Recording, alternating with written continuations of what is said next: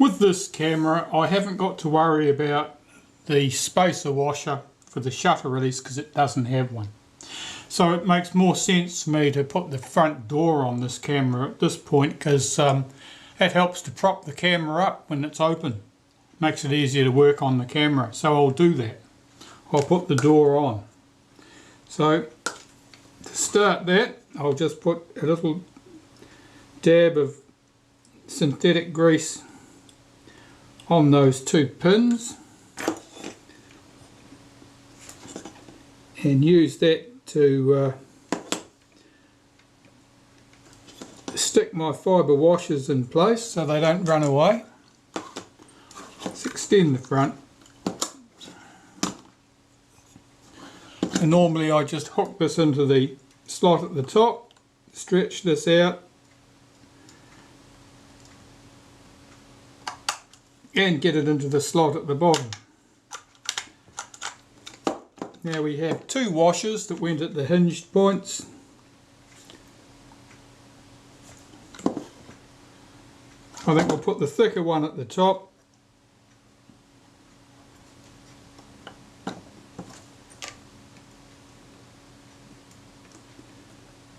And we've got two hinge pin screws, of course. Now one of these was a bit stiff coming out, and looking at it I can see it's because it had a bit of corrosion on it. So I'll swap these about so that we've got the shiny screw going into the corroded hole and the corroded screw going into the shiny hole. That'll make it less of a fight overall. And I'll get this thinner washer and at the bottom position here.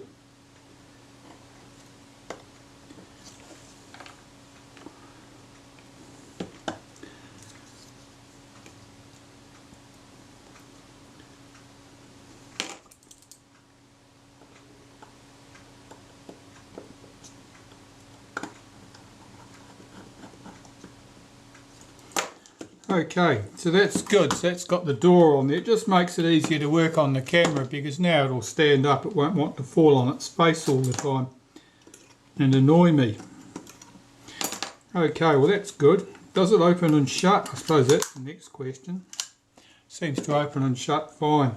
I'll put a little bit of synthetic grease in the slots at the front here, top and bottom. And in these positions, top and bottom. I think when I did that on the last camera, I think I forgot to film that bit, so that makes that nice and that action's quite good. You'll notice that the front doesn't pop open as much on this camera as it did on the other one. That's quite normal. Usual answer, if they don't pop at all, is you just hold the button open, tap it into your hand like that and the door swings open. They were never expected to swing wide open or anything. That's just, they don't have springs to do that. They have springs at the back sufficient to lift the door open slightly. Basically it pushes on the struts mechanism. That's all that's required for that. Okay, so back to this film advance, which is what I came here to do. So we'll start with the take-up spool. The metal shim goes in at the bottom in the round hole, not in the slotted hole. That goes in the back of the camera.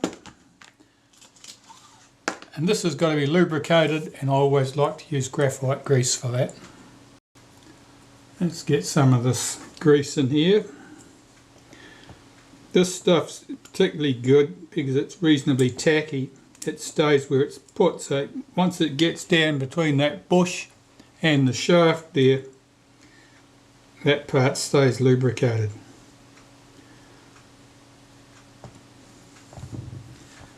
If I can work that in, that's good. And I'll put a bit into the spring itself. Doesn't need much, or I'll get it on my finger, make a mess.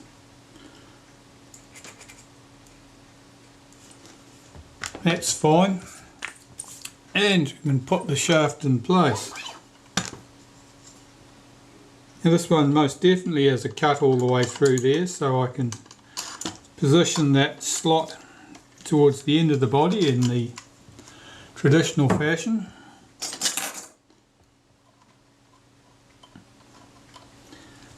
just check that this spring is not seated correctly, and I can tell because it hasn't passed into the metal bush here particularly well. Let's see if I can find out what's going on. You can just see that spring's not seated. Oh, there it is. It's just popped into place now. That spring often isn't seated as well as it might be.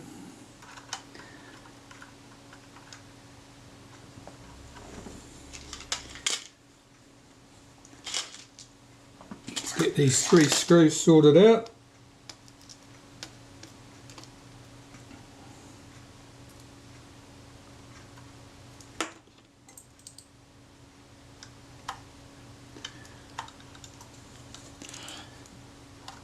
These 3 screws are the same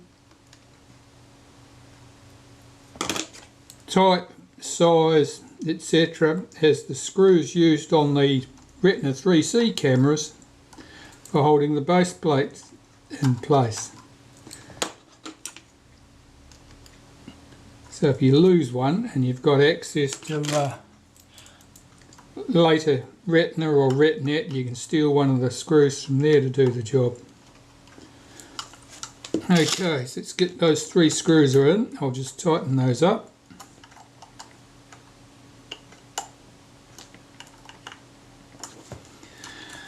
Right, that's that bit.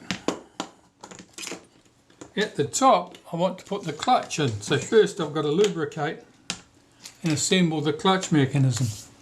And I'll be using the graphite grease again for this.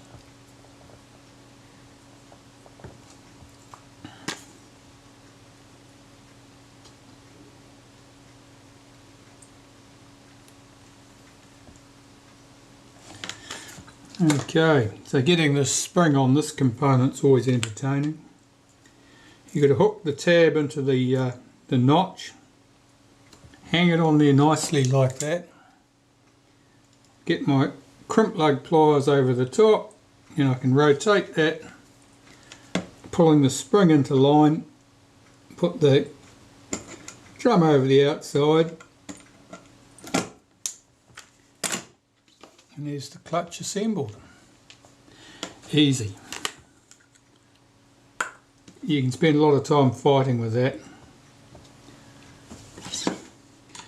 Right, so that goes on the top, engages with the notch on the top of the take-up spool. And here's the bush from the top of the film advance. Has 2 pinions on it, or sets of pinions really,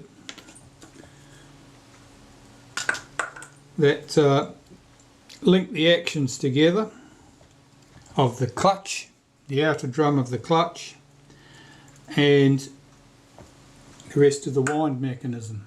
So I'll just put some synthetic grease in there.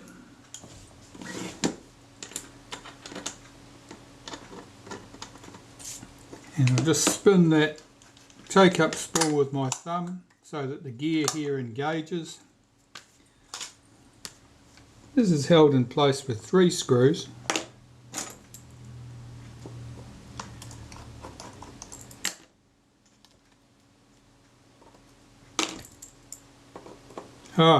Just about did it again. Really, I want to put the rewind shaft in here first. It makes life much easier. Okay, let's do that.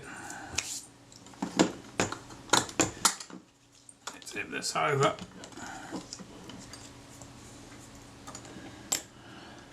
Where's the stuff? Here we go. Okay. So here's the catch for the rewind button catch. Put that in place. Put its spring in place.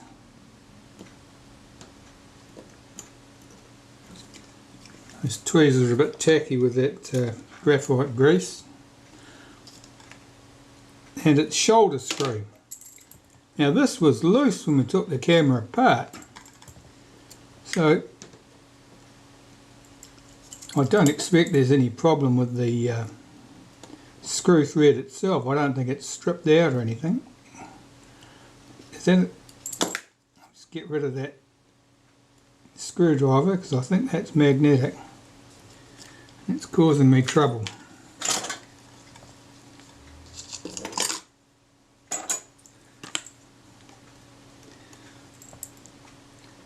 But I've got another one.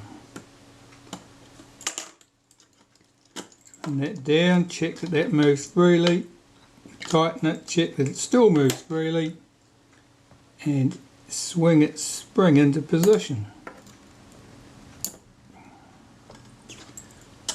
Is it going to do it for me? Oh, that's better. Okay.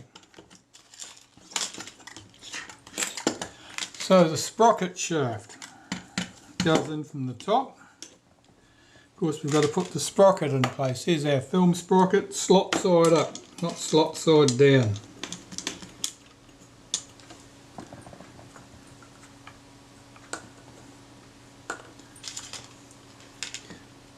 Here's the sprocket shaft. I'll put some synthetic grease towards the top of the shaft, towards the bottom, and I usually put a bit on the pinion for good measure.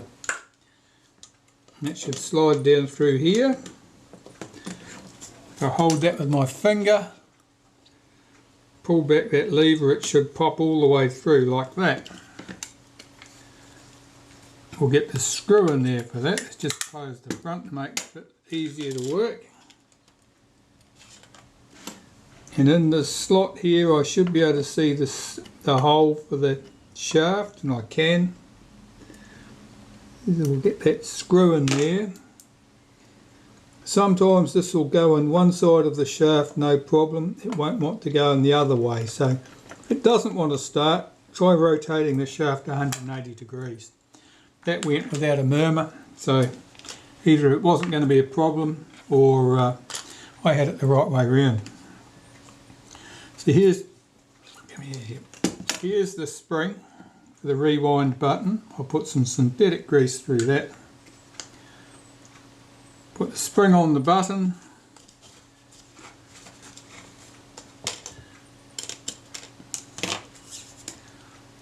Put the washer on the button. Holding my finger on the top of the shaft so it doesn't push up. I'll screw this into the bottom of the sprocket shaft.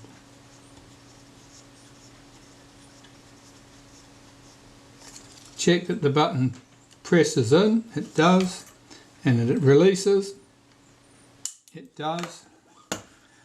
Get my pliers and tighten that. So that's in place, and we can go back where we were at the top. Put that clutch back in place. Put this back in place. Now if I rotate the sprocket shaft and the take-up spool, it'll engage the gears here and here.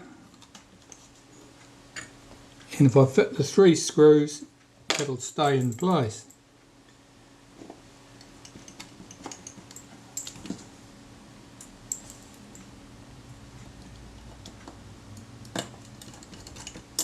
Check that they still move. They do.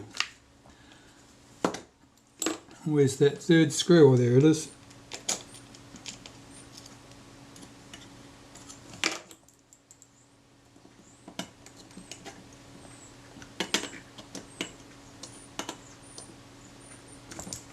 Okay, so far so good.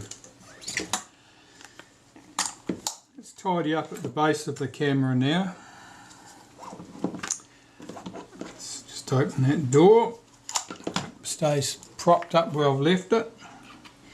Okay, let's get some covers on here.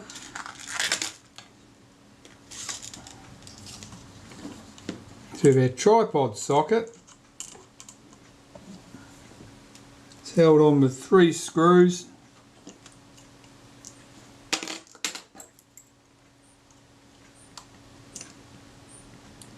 And they're probably covered in leather and glue. These have been through all the cleaning processes, so they don't look much different than their mates.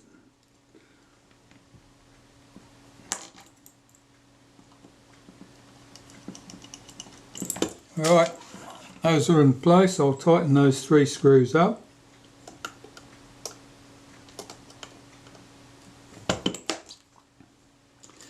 The shield from around the rewind button can go back on.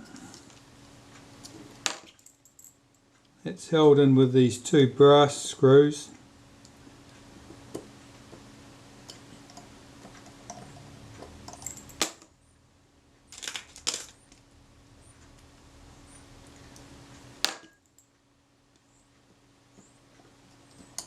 On the earliest cameras, they're held in with little countersunk head screws. Screws the same size as the ones that held the bush on the bottom of the film advance.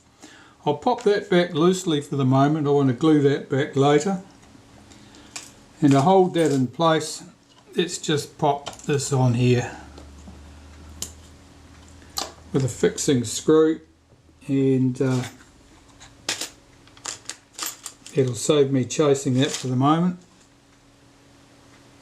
I don't think I'll need to come back in here, but we'll just put that on there. That's just to stop the leather from flapping about, so I can work comfortably on the camera. Everything's good. Now we can start assembling the rest of the stuff on the top here. Well, I was getting a bit carried away with enthusiasm here. I realise I haven't straightened up this film advance shaft yet. So I'm going to do my best to straighten this thing up. I think it's bent in 2 directions. I think it's got a banana bend like this at the top, and I suspect that the top of that squared shaft is twisted relative to the bottom part of the squared shaft here. It certainly appears to be on that face. So I'm going to try and untwist it and straighten it up. That might be a little bit ambitious. It might snap, but I'll find out. Well, back as we were, I got that part sorted out. Hopefully I've got it straighter than it was, and hopefully that'll prove to be useful. I'm just going to put this rewind together now while I've got it here, and get onto that film advance stuff. Now that little detent spring on here is not wanting to press in. Yeah, that's better.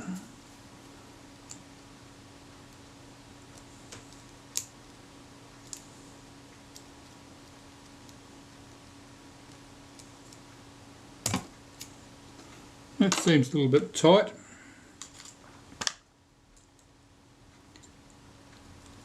No, that moves freely enough. That's good.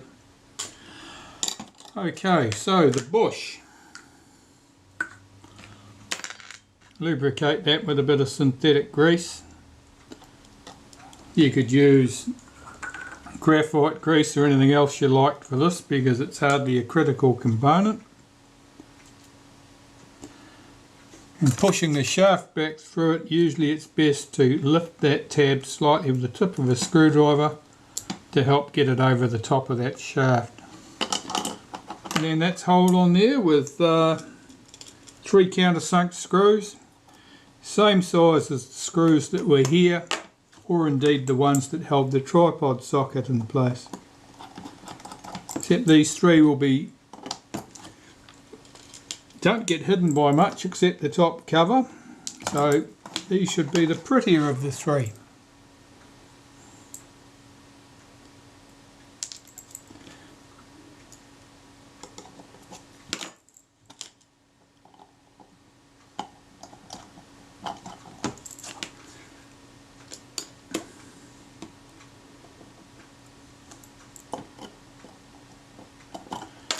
The importance of squaring up that shaft. Now, what happens with this shaft being as weak as it is that if the camera reaches the end of the film, and if no one had set the frame counter correctly, so it just kept winding, when it reaches the end of the film, nothing will want to move. So when you put a lot of extra stress on that wind lever to try and get the thing to complete the stroke, this shaft twists at the top. Now what happens there is it twists more right at the top where the lever is then further down here where the control gear is. And so basically what you end up with is that the top part twists around further. That reaches its physical stop fairly early. When it reaches its physical stop, the piece below it is a little bit behind because the top was twisted forward. And because it's a bit behind, it won't go round far enough to release the lock to allow the advance lever to return to the park position. And you end up with a situation where you can swing the advance lever and it sticks.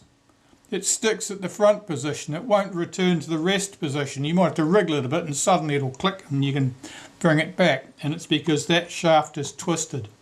And it's because the top where the lever's on has been twisted round in a anti-clockwise motion further than the piece just below it that controls the gear.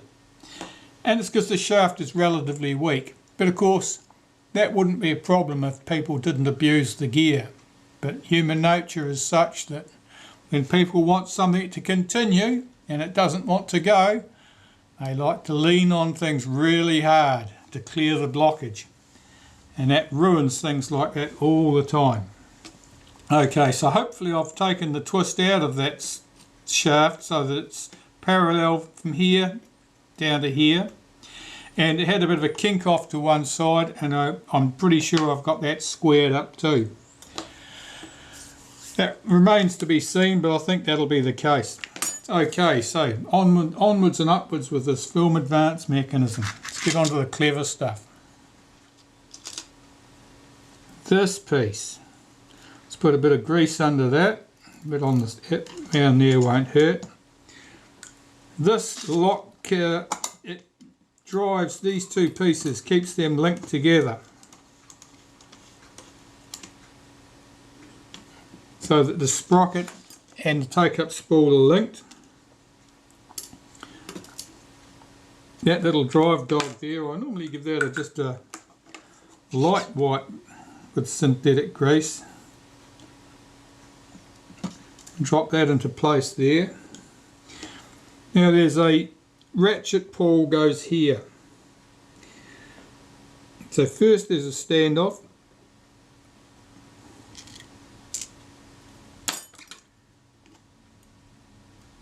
Then there's a little ratchet pawl.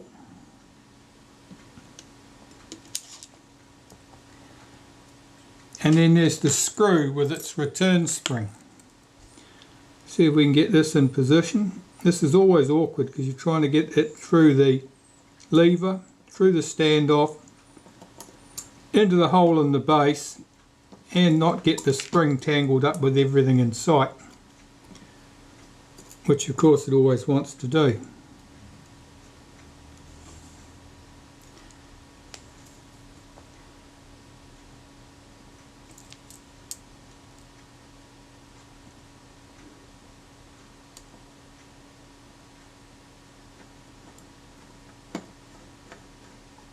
Check the ratchet moves freely, tighten the screw up and get its spring hooked up correctly. The long arm should be against that post. The short arm of the spring should be tucked in against this lever. There's a little notch right here at the end. Let's get that in there. Like that. So that ratchet falls now under spring tension, and as I revolve this you'll see how the ratchet works.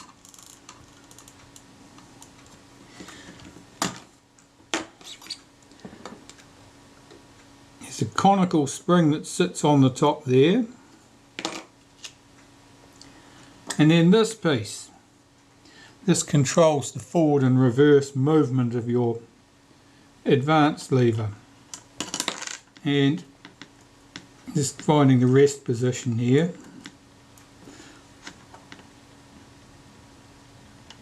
From experience I know that that smaller rectangular gap, if that's pointing out in this direction, that's probably about right in order to give me a correct return tension on that lever. Okay, so that's in place. Where's this molybdenum paste? I'll just give it a quick wipe down there, just lightly.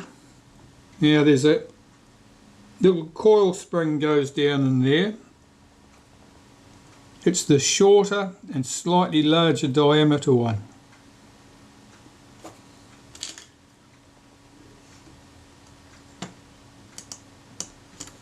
This little piece drops in here, and that controls the action here.